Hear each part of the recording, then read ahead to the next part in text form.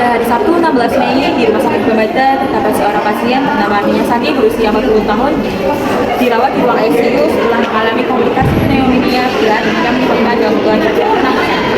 Kondisi pasien masih belum stabil sehingga membutuhkan ventilator untuk pemantauan ketat serta pemberian obat-obatan intensif.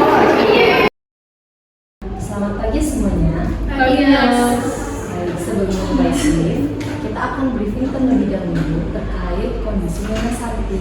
Tujuannya untuk menjamin keselamatan pasien dan mengurangi resiko di rumah ICU. Untuk Dokter Nadia, siap bersilakan untuk memulai.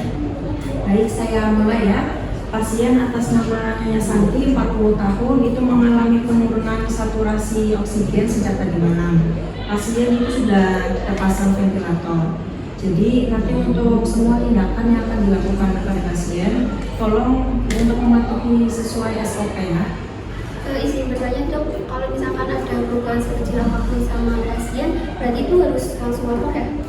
Iya betul sekali, karena keterlambatan pelaporan di ruang ICU sekecil apapun itu bisa beresiko fatal kepada pasien. Terima kasih dok. Tersita dan Tersbunda hendak mengambil obat yang sudah diresetkan untuk Nia Santi di ruang farmasi. Pagi Bu. Pagi Nurse. Nurse, ini ada obat untuk Nia Santi. Kalau ada antibiotiknya ya. Baik, saya cek dulu ya Bu. Ya Nurse. Sebentar, ini dosis obatnya berbeda dengan yang diberikan dokter. Mungkin kita konfirmasi dulu saja kepada Dokter Nadia. Baik, semua dia coba dulu ya konfirmasi.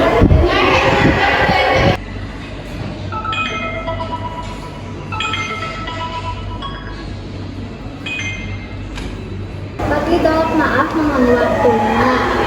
Saya ingin cross-check mengenai obat untuk Nia. Ini resepnya berbeda ya dok, antara yang diberikan apoteker dengan yang dokter resepkan. Oh iya Nas, tadi saya lupa. Tadi saya gak ada resepnya dan belum konfirmasi ke Nurse Dina. Wah, sepertinya iya dok. Berarti yang betul itu meropenem 1 gram 4 tiap 8 ya. Kacung dan asparagin. Betul Nurse, terima kasih ya sudah cross check. Ini sangat penting untuk manajemen risiko di ruang ICU. Baik, dokter, sama-sama.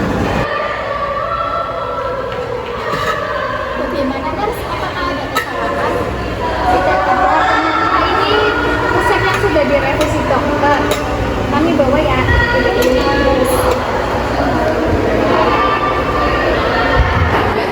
Melihat Tersbunda dan Tersita akan menuju ke ruang ICU, Dina seorang mahasiswa PKL ingin mengikuti kedua seniornya supaya bisa belajar merawat pasien ICU. Maaf, kalian mau ke ruangannya Nini Sinta ya? Kalau dia boleh ikut nggak ya? Ikut aja deh, sekalian belajar. Tapi jangan lupa cuci tangan sebelum ya sebelum pasien. Kemudian pakai APD lengkap. Terus karena ICU sangat rentan terhadap infeksi masuk ke tubuh, cuci tangan dan menggunakan APD adalah langkah sederhana tetapi sangat penting untuk mencegahnya. Oke, terus saya nanti cuci tangan sama menggunakan APD.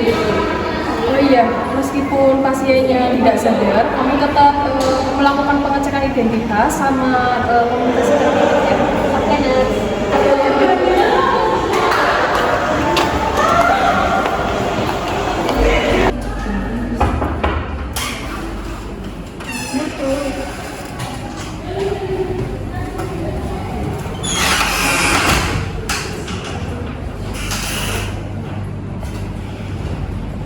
Oke, selamat pagi Bu Sani. Perkenalkan, saya perawat Yani dan dua rekan saya ada Mas Rika dan Mas Dina. Di sini saya akan melakukan pemberian obat antibiotik melalui intravena. Mohon maaf Ibu, saya pegang tangannya untuk mengecek nama dan tanggal lahirnya ya. Oke, nama dan tanggal lahirnya sudah sesuai ya Ibu. Di sini kami sudah cuci tangan dan menggunakan alat pelindung diri. Saya tidak posisi dulu.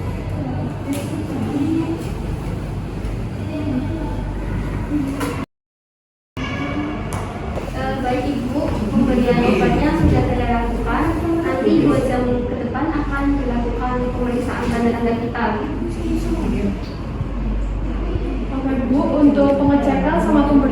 sudah selesai ya Bu. Kami izin permisi ya Bu. Terima kasih Bu.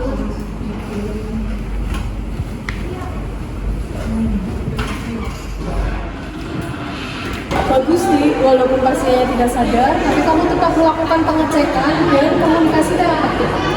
Terima kasih nurse, karena pengecekan identitas sama obat itu kan bagian penting dari manajemen resiko ya. Untuk mencegah medication error juga kan.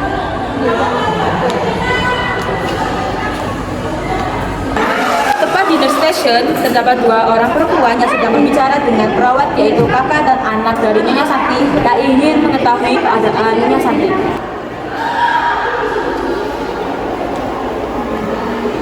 Selamat pagi, ada yang bisa saya? Sus, saya mau melihat ibu saya. Bisa sebutkan nama pasiennya? Namanya Ibu Santi, usianya 40 tahun, kemarin habis dirawat di ruang ICU. Baik, dengan keluarga